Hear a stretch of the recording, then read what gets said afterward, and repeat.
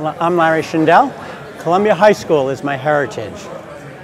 Learned ultimate on a street corner called the Richmond Avenue Gang. And we were able to take and be part of the second generation of Frisbee players to play ultimate and then spread it to the rest of the world. We played ultimate, and the friends were Boy Scout friends who found out about ultimate, and then we started playing with and against the Columbia High School Frisbee squad. We turned it into a team. You know, the term varsity was always a farce, but that's part of the Frisbee fun, is to be able to say, you know, it was varsity from the very beginning. A small story about varsity is one of the key people playing with the Richmond Avenue Gang was a woman by the name of Christy Whitehead, now Christy Sullivan. And part of the reason she got involved is because at that time frame, you could not play a varsity sport as a woman. Yet Columbia High School had varsity Frisbee, and she was the first woman who consistently played Frisbee, ultimate. So we took that sport, ultimate, and we said to Joel Silver, Buzzy Howering, and Johnny Hines, this sport doesn't need to stay in the parking lot where we played on asphalt, that we needed to take it to other high schools, so we helped spread it to 6 or 7 high schools before we graduated high school. Took it to our colleges. Personally, I went to University of North Carolina, Chapel Hill, started a team there, may have been one of the first to play on AstroTurf, and then found my career was to be in printing, so moved north to Rochester Institute of Technology, where I had the privilege of perhaps teaching for credit one of the first classes in PE, both Frisbee, throwing, and ultimate. Met Jim Palmieri along the path, more at the World Championships, and then graduated. Graduated, and printing again brought me down to the Washington, D.C. area.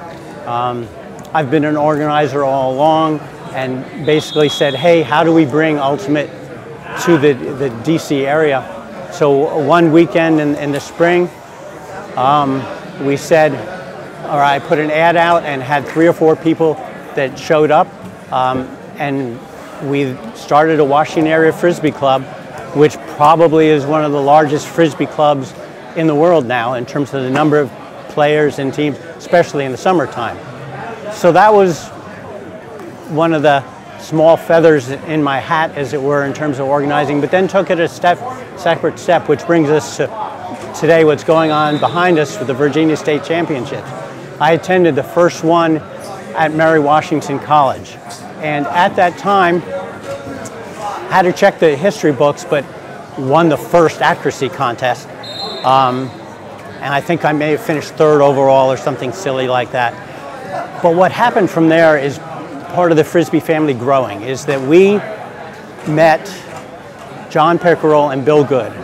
Bill Good was tossing heavy plastic and just loved to throw distance. But after that, Bill connected with John and I and said, I have this idea. I work at the Air and Space Museum. What a great tie-in for Frisbee. I'd love to be able to do a festival. And what developed into teaching Frisbee, showing Frisbee, and teaching it on 3 different levels.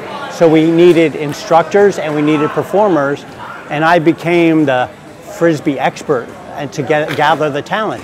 And the talent came from going to the World Championships, drawing from the talent from the West Coast, but the instructors would basically come from the Washington Area Club, but also from the Virginia State Tournament. And so, as a result, the Smithsonian Frisbee Festival lasted from 1977 to 83. Bill Good moved to Philadelphia, and he passed the torch to me, changed the name to National Frisbee Disc Festival, and we were able to continue to do that on the mall at the current location of the American Indian Museum was our main site, but also right onto the mall. And there were years where we had 8,000 people there to play Frisbee, watch and learn. And then one year we had 28,000 people. Made a magnificent picture called The Big Throw, where we would have, at the count of 3, popping your disc up, and got some fantastic pictures that have been spread. But it showed the Frisbee family and the fun of Frisbee to be shared around the world. It's great to have seen Ultimate go to levels that we never dreamed of, but we talked about. Irv Kalb was one of the ones who would say, yeah, we're going to be in the Olympics, we're going to be in the Olympics. And here we are, look, that we're in the Olympics in the next step to see, when it goes there. And people are going to be blown away by what's going on with Ultimate, with horizontal and skying. It's been good to come back to the Virginia States. I will admit to missing the fact that it's been 40 years. However, it's good to reconnect with the friends and people here, and it's really comes back to being involved in Ultimate at the beginning, and the friendships that we had there have continued. We used to play on the asphalt at dark and then go to friends' house and play bridge and mahjong and just hang out until 2, 3 o'clock in the morning. And those friendships have continued as they have, in the Frisbee world. You can go up to anyone who's thrown a Frisbee and either make a new friend or find out you have connections, and have just loved the ability to reconnect and feel part of the family. Have been honored unnecessarily, but understand why. Was in the initial Hall of Fame for Ultimate Frisbee, called a Johnny Appleseed of Ultimate, because at the beginning with Columbia High School and then the college teams and club teams, I helped coordinate some of the meetings that helped teams get together and continue play.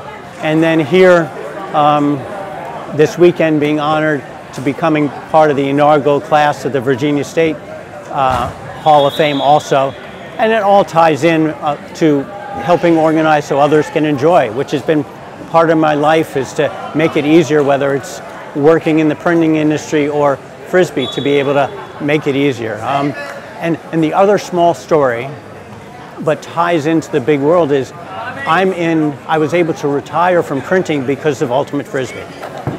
Joel Silver, who founded Ultimate Frisbee and brought it to the world, was an editor of the high school newspaper, and they became, a VOTEC class was started at the high school, and he said, Larry, you've organized Ultimate so much, you need to be production manager of the high school newspaper to print and produce it in-house.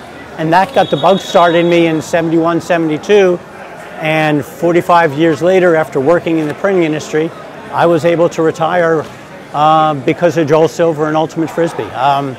It's exciting to put all those pieces together and to be able to now go that next step, retirement, be able to go and visit people, friends, Frisbee friends, and just relax and retire and enjoy life. It is exciting to get exposed to all different types of Frisbee. I had the privilege of going out and seeing the International Frisbee Tournament in Copper Harbor, Eagle Harbor, Houghton, back in this 72, brought Ultimate Frisbee out there with a bunch of us to show the guts people that Ultimate existed too. But it melded worlds, and part of what people can do is enjoy different aspects, and it's exciting to see Ultimate players turn into DDC players or freestyle, and hopefully the exposure can occur so that people can learn and grow and find a niche, but also be able to enjoy what they enjoy the most too.